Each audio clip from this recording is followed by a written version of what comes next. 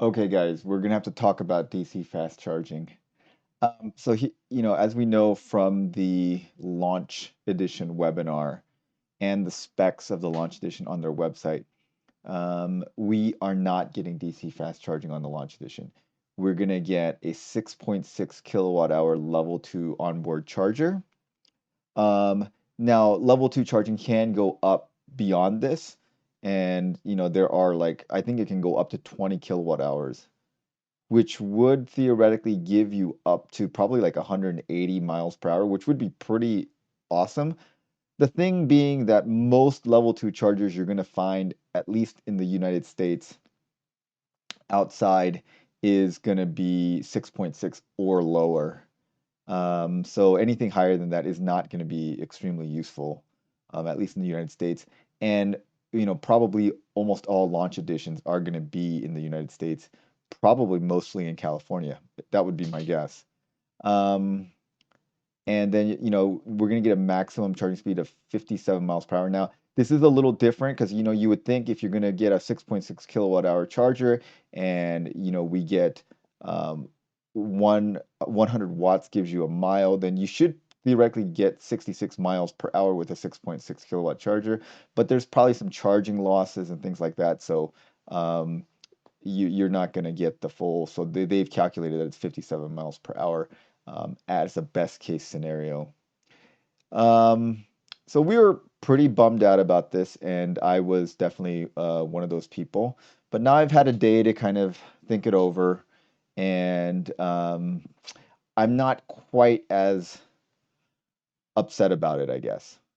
You know, we were expecting DC fast charging because I looked at the list. Here's the list of all 2023 electric vehicles, and if you go through this list, every single one of them have a DC fast charge. Yep. I don't think that there's a single one of these that don't have a DC fast charge. Let me know if I'm wrong. If one of these, maybe this 2023 Mini SE hardtop, maybe that thing doesn't have a DC fast charge. I'm not sure. Um, the Nissan Leaf, I believe, also has a DC fast charge. Yeah. So all of these have DC fast charging. I'm pretty sure every single one of these do. So it's kind of like a feature that all modern EVs in 2023 had. Like I would say 10 years ago in 2013, yeah, DC fast charging wasn't kind of required if you had an EV. All the EVs, I've never had an EV with a DC fast charge. I've owned a Leaf, first generation Leaf. I've leased a Fiat 500e, and currently I have a Clarity plug-in. None of those have a DC fast charge, and I've never needed it mainly because those first two cars were just local cars, and they were not never meant to go on a road trip, and so I never took them on a road trip. The farthest they ever went was LA. Um, and that was kind of a stretch with the first two vehicles.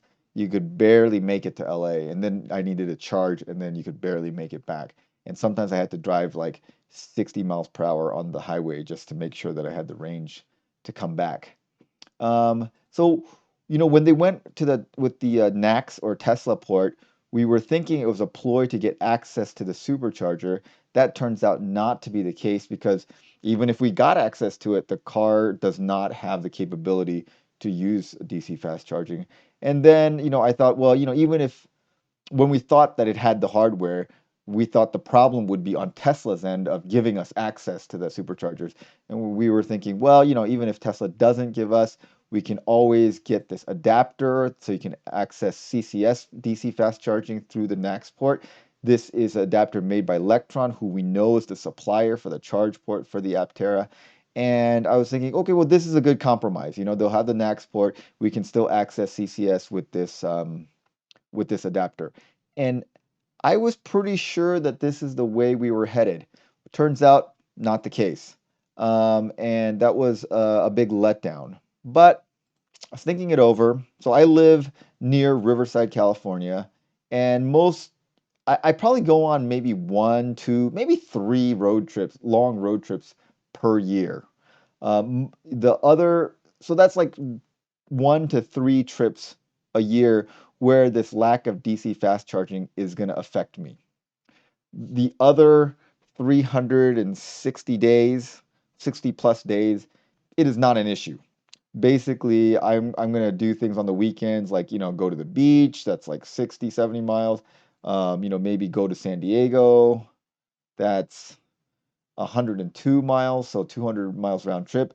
No problem at all with the 400-mile range. You could go to Palm Springs, that's no problem. Joshua Tree National Park, 120 miles one way, so not a problem. Going up to the mountains to like Big Bear or Lake Arrowhead, those are easy. I think the farthest like uh, day trip I would do would be maybe like go to Santa Barbara. That is like 150 miles, so 300 miles round trip. Even if I were just going super fast, going over 70 miles per hour on the highway, that would not be an issue at all. The bigger road trips I would do would be like, let's say we were going to go to San Francisco for a weekend or something. So San Francisco is 433 miles. That is definitely not doable in one shot because this 400-mile range is going to be the kind of the best case scenario. I suspect this 400-mile range is at a speed of like 60 miles per hour, and no one is going 60 miles per hour when they're going to go to San Francisco. So that means we have to stop probably at least for 2 hours to be safe, somewhere in between here, and find a charger. And it's got to be someplace where you're gonna have to have something to do for 2 hours. Um, and then other trips that we could do. Vegas would be pretty easy. You know, you could easily make it there in one shot without charging. Phoenix, you could probably make it there. You might want to stop. You're probably gonna stop somewhere for lunch. You'd probably place for um, pick a place that has a charger. So Phoenix is definitely doable. Um, but let's see. Okay, I need to take away this little, get rid of this.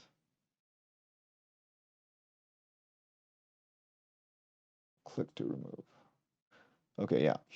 Um, and then the other things I was thinking about doing is I really like going to the Eastern Sierras and going camping or backpacking in the Eastern Sierra. So if I wanted to go towards like Big Pine, you could definitely make it there. But then after you drive up into the mountains, you're not going to be able to make it back. And obviously, there's no charging stations in the mountains. So we would definitely have to find some level 2 charging along the 395 to make these trips.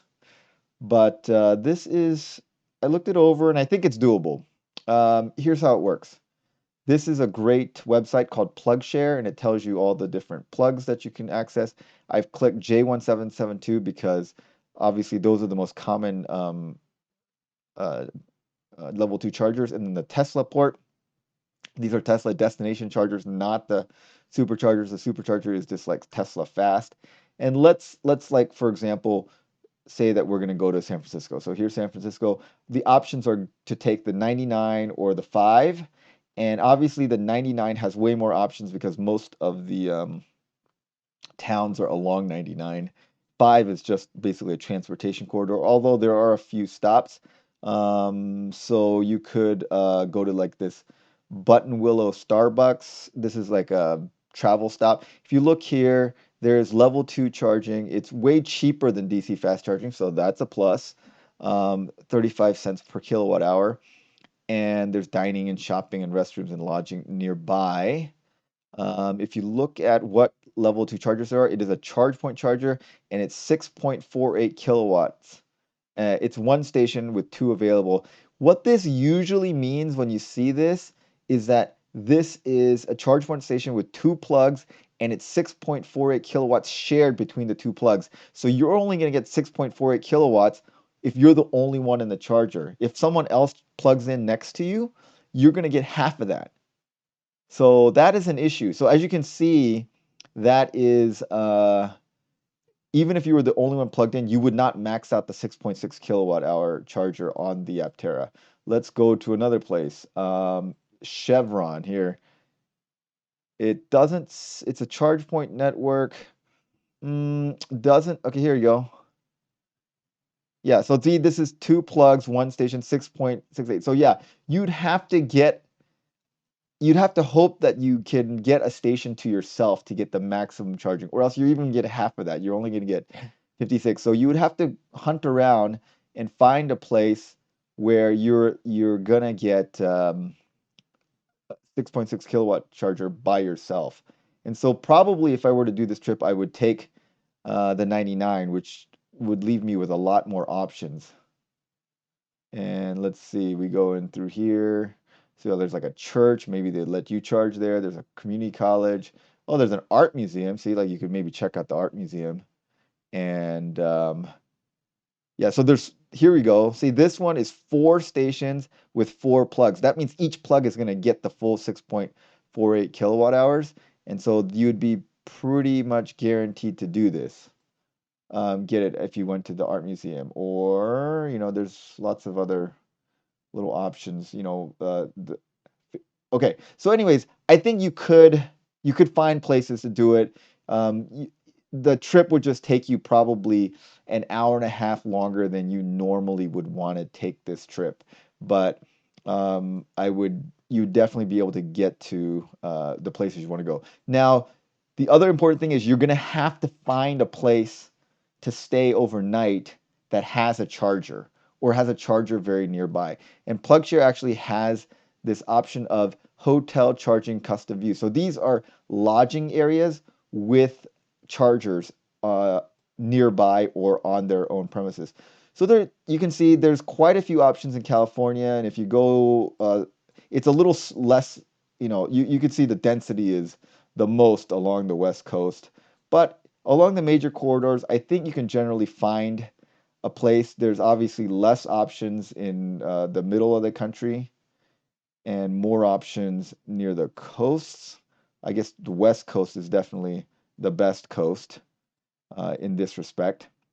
But it looks like as you zoom in, there are plenty of places that you could stay that have charging stations. And one benefit is that probably you're not going to have to pay extra for the charging overnight at your hotel. So that makes road trips kind of free because the bulk of your charging is going to be overnight. And so you see here this Fairmont Mission Inn and Spa has 6 destination Tesla um, plugs, and they can charge at 13 kilowatts. Tesla destination plugs actually have more than 6.6 kilowatts. So if the onboard charger could handle more than that at a Tesla destination charger, you could charge faster than 657 watts per hour. The problem is most of these destination chargers are at a destination. So they're at a hotel. They're not really along the way so much.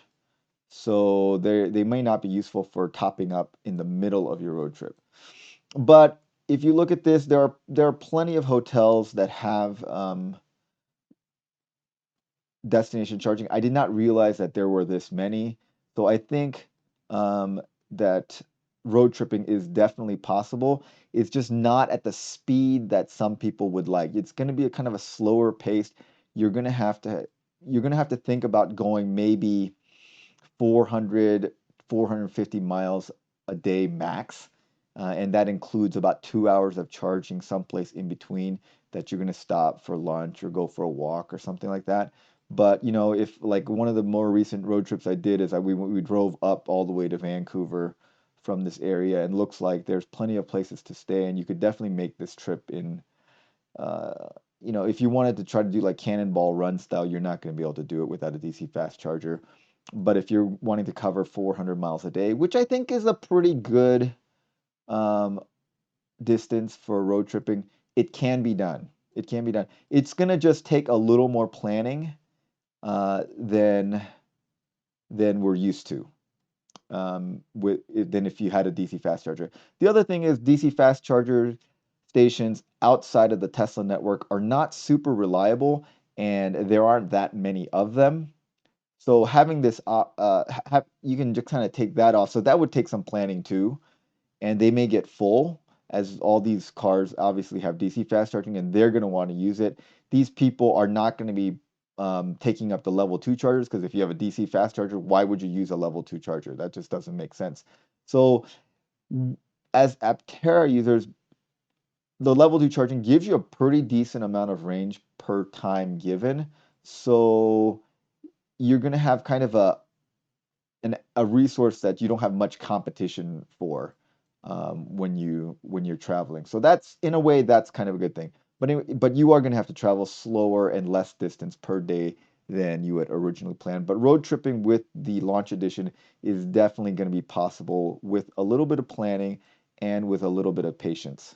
So I think I've looked it over, and obviously I think it's better if they have DC fast charging. And I'm kind of secretly hoping that they will say, you know what, we've heard you guys, and we are going to include DC fast charging. I mean, I would definitely say the DC fast charging is more important than enhanced audio, and it's more important than having three-wheeled motors. Like just me personally, I don't need crazy performance. I mean, I think 0 to 60 in like 6 7 seconds is plenty fast, and I don't need a 4 second 0 to 60, and I don't need all-wheel drive. There's not any snow or anything, and I'm not planning on taking it off road or anything. Um, and a DC fast charging port would be way better. But honestly, even if I had a DC fast charging port, I would use it maybe once to 3 times per year, which is not a huge deal. Um, it's just kind of disappointing because everyone else has it, and people are just we were expecting it this whole time, and I wonder if it's going to hurt sales a little bit, because people are used to having, they're expecting DC fast charging, and people are willing to take some sacrifices for the efficiency at the Aptera. It's only got 2 seats.